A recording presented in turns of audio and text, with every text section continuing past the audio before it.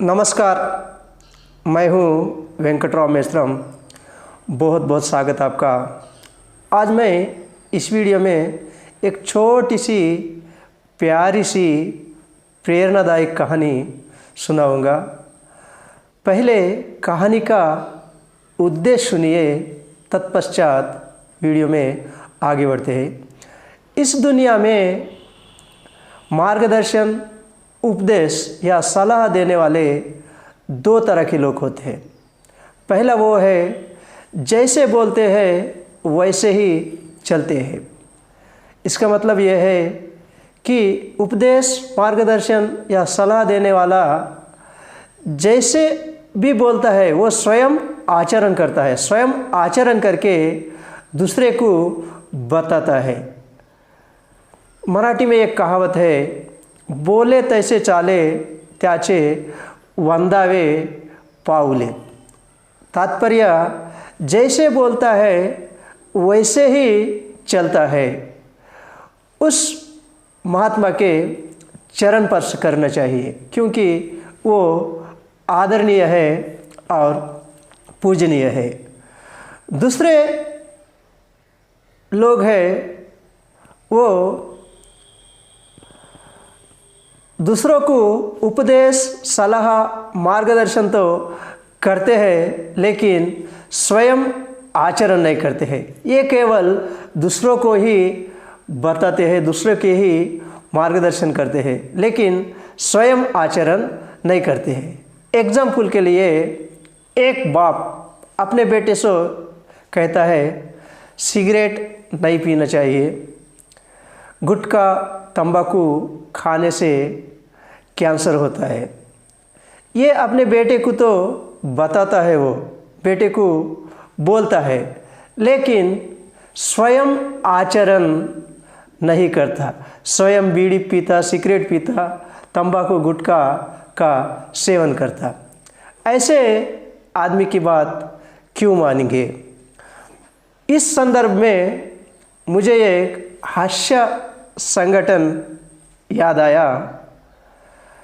एक दादाजी अपने पोते के एग्ज़ाम नज़दीक आने पर कहता है, बेटा दिल लगा के पढ़ना, बेटा दिल लगा के पढ़ना।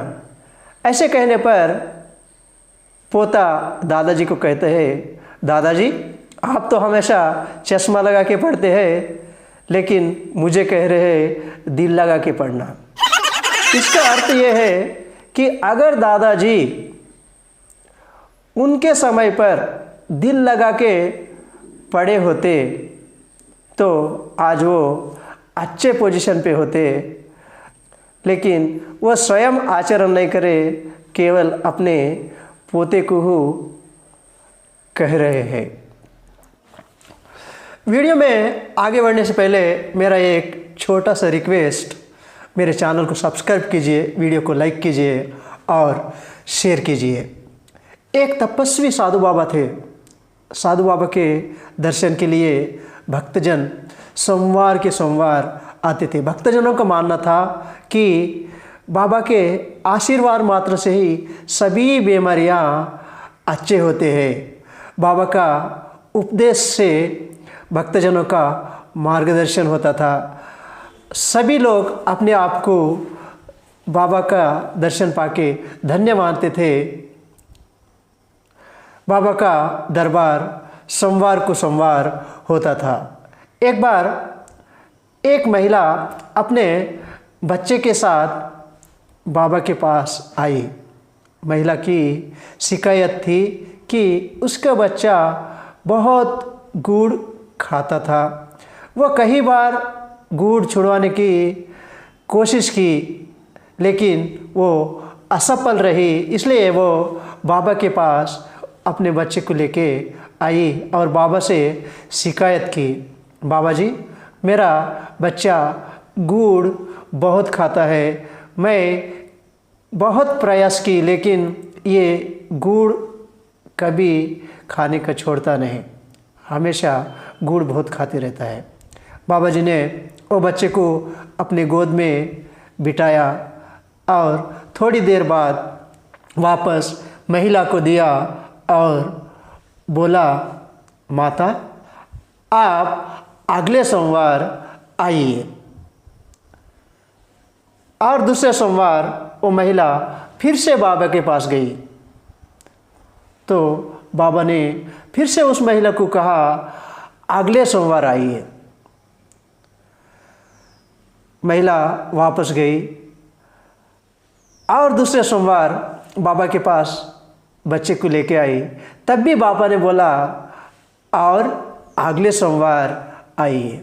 इस तरह से वो बाबा जी 3 सोमवार तक वो माता जी से कुछ नहीं कहा और उसको सिर्फ अगले सोमवार आइए इस तरह से कह के घर को भेज रहा था।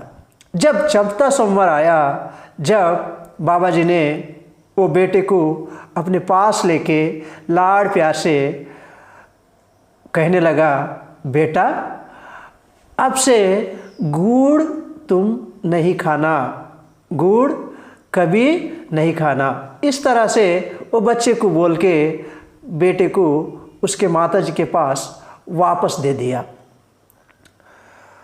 बाद में महिला अपने बच्चे को लेके घर वापस आई। उस दिन के बाद वो बच्चा गुड़ खाना ही छोड़ दिया। वो गुड़ खाता ही नहीं था, अचानक से गुड़ खाना ही छोड़ दिया, वो आदत ही भूल गया। फिर दूसरे सोमवार और महिला आई और बाबा जी के सामने बैठी। उसके मन में एक शंका था। महिला बाबा जी से कुछ नहीं कही, सिर्फ बैठी ही रही। सब लोग आते थे, दर्शन लेते थे, जाते थे, लेकिन माता जी सिर्फ बैठी रही। उसके मन में एक शंका था। जब बाबा जी वो माता से पूछा,